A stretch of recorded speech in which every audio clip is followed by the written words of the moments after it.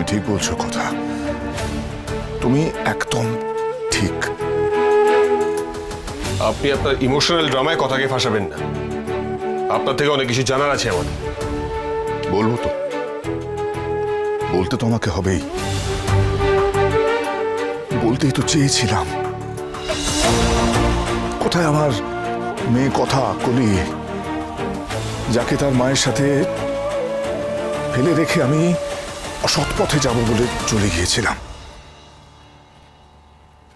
আর তারপরে যে মেয়ে হলো, সে আমার সঙ্গে যে ব্যবহারটা করলো, সেটা আমি নিজের মুখে বলতে পর্যন্ত পারবো না। কে সে? বলুন।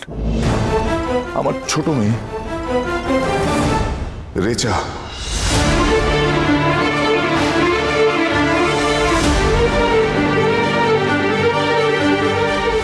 তোমার সৎ বোন। যা ভেবেছিলাম সেটাই ঠিক হলো। রেচা তার মানে আমার ছোট বোন। কি শুনছি আমি? রেচা তোমার সৎ বোন। কথা কথা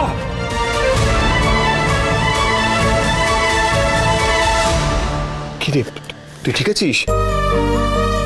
ঠিক আছে বাচক মশাই, জীবন আমাকে বারবার অবাক করেছে, আজকেও তার ব্যতিক্রম হয়নি। আপনি তো মিস্টার বিনায়ক, আপনি অনেকদিন ধরে আমাকে খুঁজছিলেন, তাই তো? হ্যাঁ। দেখুন, আমি সিঙ্গাপুরের যোগ ভিলেজের সঙ্গে যুক্ত ছিলাম। ভারত তথা কলকাতায় এসেছিলাম বন্যী ফুলের অ্যাসাইনমেন্ট নিয়ে।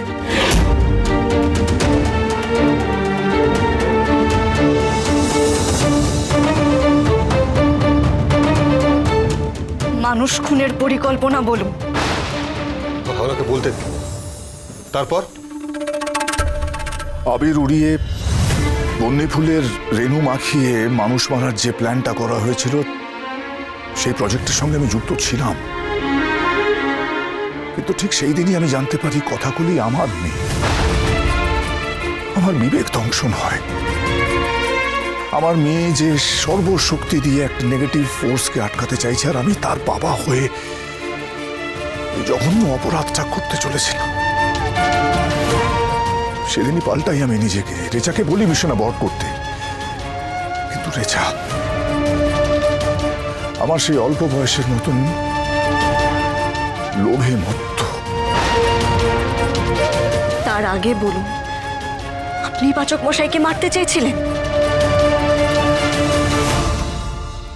হ্যাঁ, কথা চেয়েছিলাম। আমি জানতাম না অগ্নিব তোমার হাজব্যান্ড। আমি শুধু এটুকুই জানতাম, গুহ পরিবার, গুহ ফার্মা যদি কোনো বিপদে পড়ে, উদ্ধার করতে, রক্ষা করতে একমাত্র অগ্নিভূই পারে। তাই রেচাকে পাঠিয়েছিলাম ওকে মারতে। কিন্তু আমার জন্য তো